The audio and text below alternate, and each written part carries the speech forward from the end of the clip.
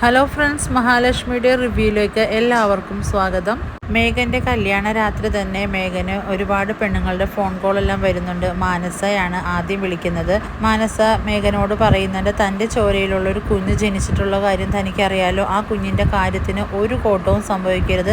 അവൻ ആവശ്യപ്പെടുന്നതെല്ലാം അവന് കിട്ടിയിരിക്കണം. ഞങ്ങളുടെ ചിലവ് നിങ്ങൾ ഭംഗിയായി തന്നെ നിറവേറ്റണം, അല്ലെങ്കിൽ ഞാൻ നിങ്ങളുടെ ജീവിതത്തിലേക്ക് കടന്നു വരിക തന്നെ ചെയ്യുന്നു. മാനസ പറയുമ്പോൾ, നീ എന്നെ ഭീഷണിപ്പെടുത്തുകയോ ആണോ എന്നൊക്കെ മേഘൻ ചോദിക്കുന്നുണ്ട്.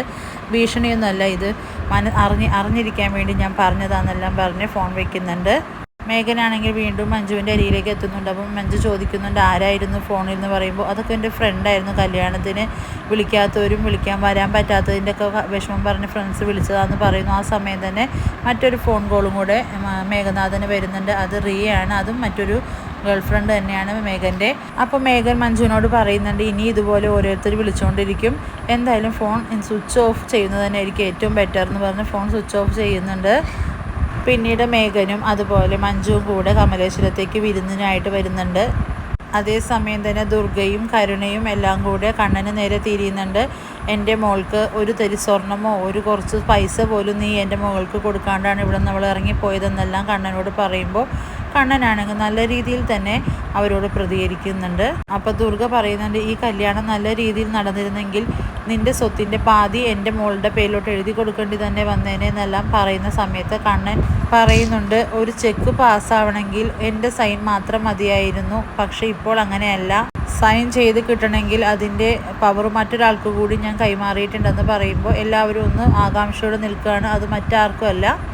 അതുപോലെ തന്നെ നമ്മുടെ കമ്പനിയുടെ 60% ഷെയർ ഞാൻ മഹാലക്ഷ്മിയുടെ പേരിലേക്ക് മാറ്റി കഴിഞ്ഞു എന്ന് കേൾക്കുന്നതോടുകൂടി ദുർഗയും മഞ്ജുവും അതുപോലെ തന്നെ കരുണയും ആകെ ഞെട്ടി നിൽക്കുന്നു.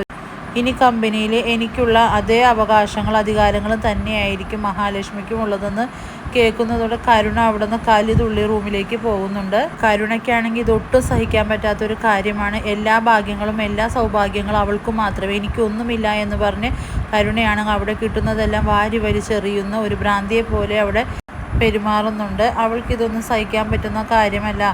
പിന്നീട് കാണിക്കുന്നത് മേഘനാണെങ്കിൽ ഈ വിവരങ്ങളെല്ലാം വാമനെയും അതുപോലെ പ്രതാപനെയും ചെന്ന് അറിയിക്കുന്നുണ്ട്.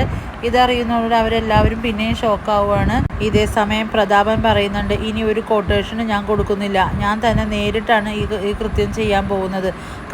ഇനി ഒരു പിഴവും സംഭവിക്കാതെ ഞാൻ തന്നെ കണ്ണനെ വകവരുത്തുമെന്ന് പറഞ്ഞ് വാശിയോടുകൂടി തന്നെ പ്രതാപൻ അവിടുന്ന് പോകുന്നുണ്ട്. ഇതെല്ലാം കാണിച്ചാണ് ഇന്നത്തെ എപ്പിസോഡുകൾ ഇനി വരാനിരിക്കുന്നത്. വീഡിയോ ഇഷ്ടമാവുകയാണെങ്കിൽ ലൈക്ക് ചെയ്യുക, സബ്സ്ക്രൈബ് ചെയ്യുക. മറ്റൊരു വീഡിയോ ആയിട്ട് വരുന്നവർ എല്ലാവർക്കും ബൈ.